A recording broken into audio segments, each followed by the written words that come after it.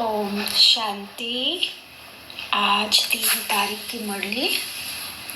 आज बाबा कहते, मीठे बच्चे, बाप आए हैं तुम्हें ज्ञान का तीसरा नेत्र देने, जिससे तुम सृष्टि के आदि मध्य अंत को जान बुद्धिवान बने हो। क्या बने हैं? तीसरा नेत्र बाबा ने दिया और हम सृष्टि के आदि मध्य अंत को जानने कर बुद्धिवान बने। प्रश्न पूछ रहे बाबा, आत्मा और शरीर दोनों को पवित्र बनाने तथा राजाई पद का अधिकार लेने की सहज विधि क्या है? उत्तर है, हमारे पास देह सहित जो भी पुराना कखपन है उसे एक्सचेंज करो, बाप के हवाले कर दो, पूरा बलि चढ़ो, बाप को ट्रस्टी बनाओ, श्रीमत पर चलते रहो तो आत्मा और शरीर दोनों पवित्र बन जाएंगे। बाबा क्या कह रहे, तुम्हारे पास जो सड़ा गला है, कखपन है, वो मुझे दो और मुझसे क्या लो? विश्व की बादशाही। लेकिन कैसे? पूरा बलि चढ़ना होगा, हर तरह से सिर्फ बाबा के अलावा और कुछ भी नहीं होना चाहिए। एक बाबा, दूसरा ना कोई। लेकिन इसका ये मतलब नहीं है सबसे तोड़ना है, लेकिन निभाते हुए सिर्फ बुद्धि में बाबा ही रहना चाहिए। बाबा को ट्रस्टी बनाना है, यानी हर चीज का मालिक बाबा को बनाना है। श्रीमत पर चलते आत्मा और शरीर दोनों पवित्र फिर बन जाएंगे, राजाई पद प्राप्त हो जाएगा। जनक भी बलि चढ़ा तो उनको जीवन मुक्ति मिली। मिसाल है ना कि जनक जी सीता के पिता क्या किए, उन्होंने राज्य भाग्य सब बुद्धि से बाबा को, भगवान को सौंपकर और फिर हर कार्य किए तो कहीं भी बुद्धि फंसी नहीं रही, तो जीवन मुक्ति मिली, यानी स्वर्ग की बादशाही मिली। तुम बच्चे भी बाप को वारिस बनाओ तो 21 जन्मों का अधिकार मिल जाएगा। आज गीत बजा है, नैनहीन को राह दिखाओ प्रभु जी। नैनहीन कैसे हैं हम? आँख, तीसरा आँख, बुद्धि का आँख वो नहीं था। बाबा ने आया तो फिर हमें दिव्य नेत्र दिया। बाबा कहते, बच्चों ने गीत सुना, यह भक्त भगवान को पुकारते हैं। भगवान को पूरा न जानने के कारण मनुष्य कितना दुखी हैं, कितना माथा मारते रहते हैं।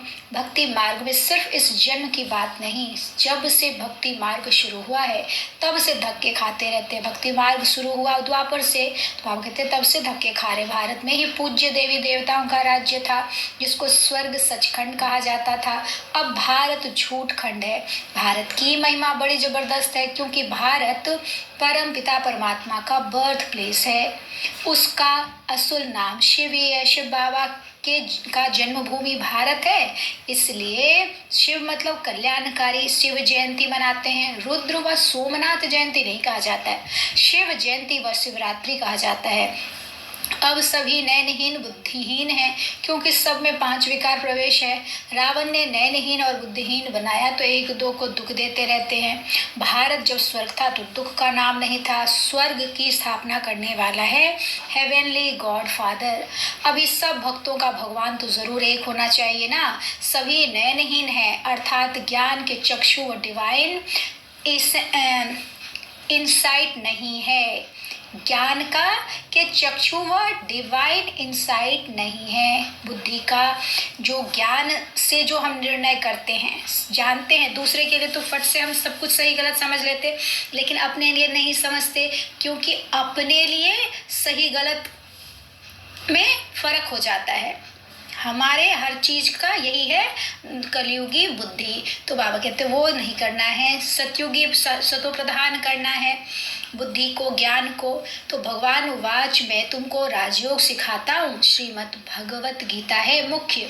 श्री अर्थात श्रेष्ठ मत से अब तुमको बुद्धिवान बनाया जाता है। दिव्य चक्षु अर्थात ज्ञान का तीसरा नेत्र देते हैं।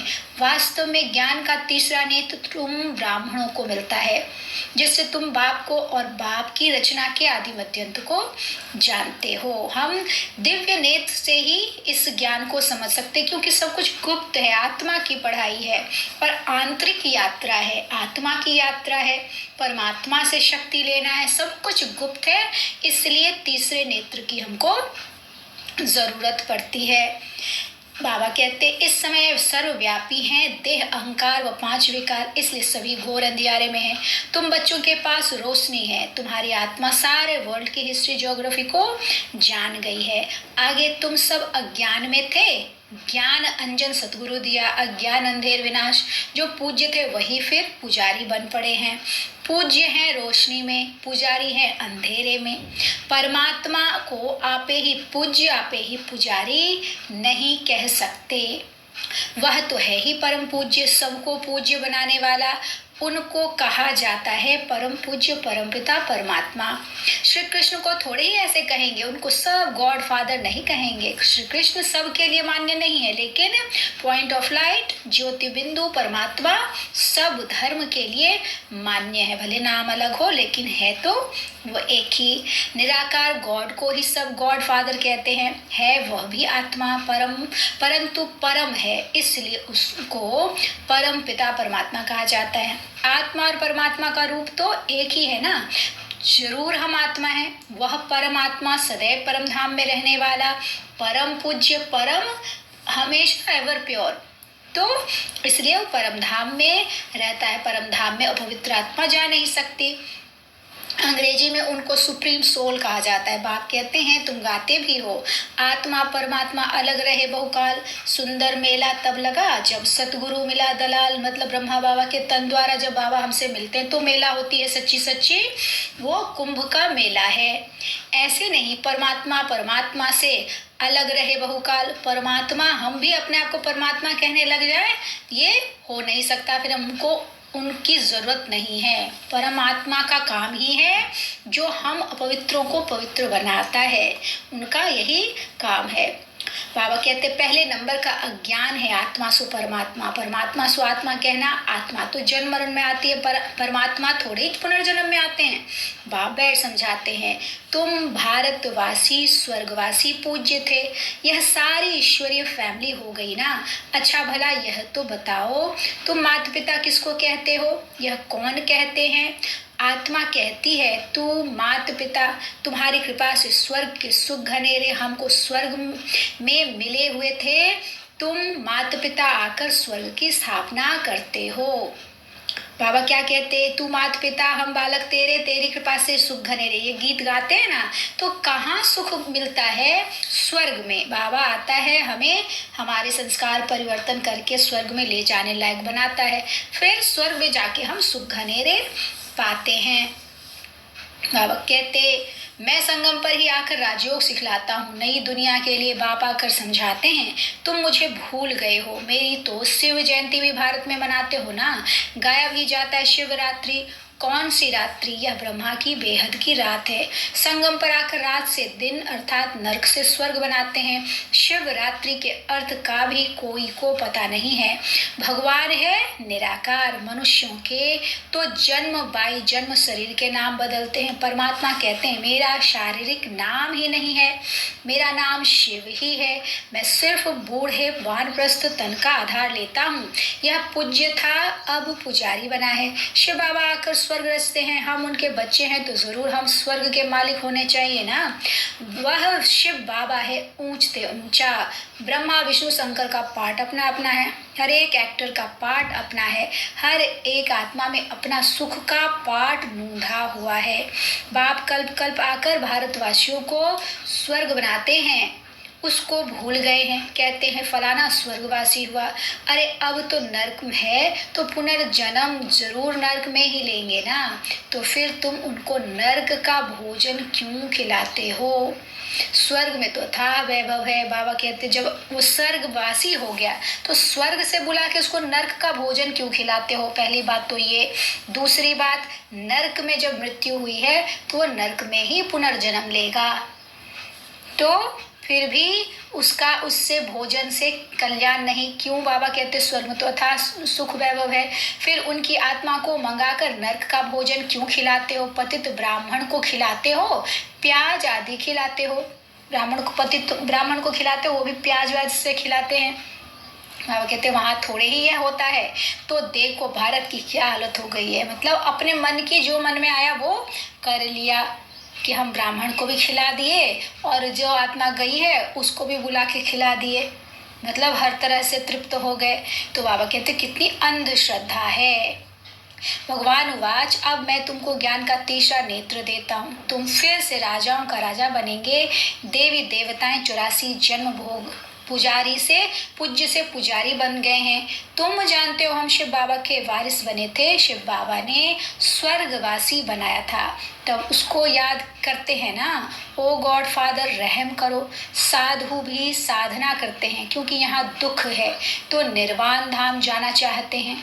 आत्मा परमात्मा में लीन तो होती नहीं, यह समझना भूल है। अब तुम कहते हो हम आत्मा परमधाम में रहने वाली हैं, हम आत्मा सो देवी देवता कुल में आएंगी, फिर 84 जन्म भोगेंगी। हम सो आत्मा फिर दैवी कुल क्षत्रिय कुल से वैश्य फिर शूद्र कुल में आएंगे। शिव बाबा कैसे कैसे आएंगे? हम आत्मा परमधाम जाएंगे, फिर वहां देवी देवता कुल में आएंगे, फिर क्षत्रिय कुल में आएंगे त्रेता में, फिर द्वापर में वैश्य और कलयुग में शूद्र कुल में आएंगे। तो बाबा कहते जन्म मरण में मैं नहीं आता, सिर्फ आकर भारत को स्वर्ग बनाता हूँ। गाया भी जाता है सत्युग में सूर्यवंशी श्री लक्ष्मी नारायण की डिनाइस्टी थी।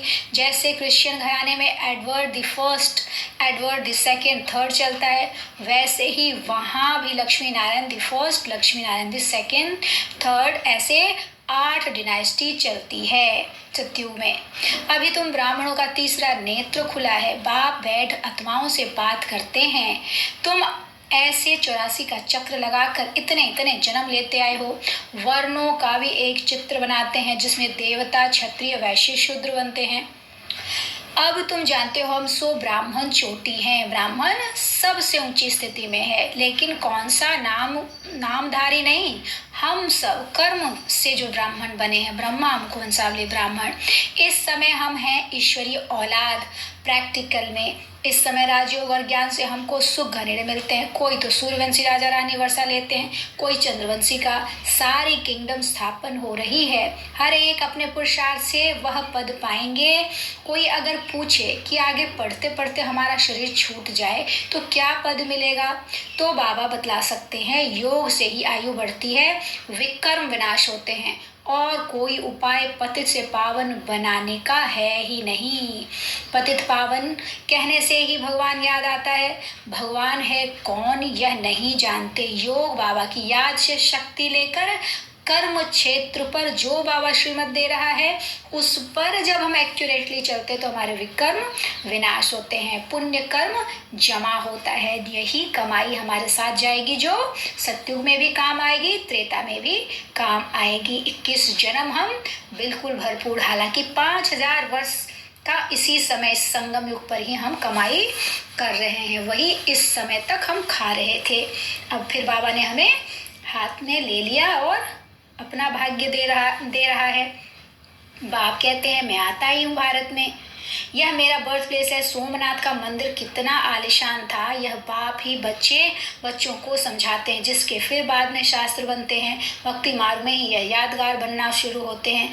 जब पुजारी बनते हैं तो पहले पहले सोमनाथ का मंदिर बनाते हैं। भारत तो सतयुग त्रेता में बहुत साहूकार था, मंदिरों में था, धन था, भारत हीरे तुल्य था, अब तो कंगाल कौड़ी तुल्य है। फिर बाप आकर भारत को हीरे तुल्य बनाते हैं, सारा झाड़ जर्जरीभूत अवस्था को पाया हुआ है।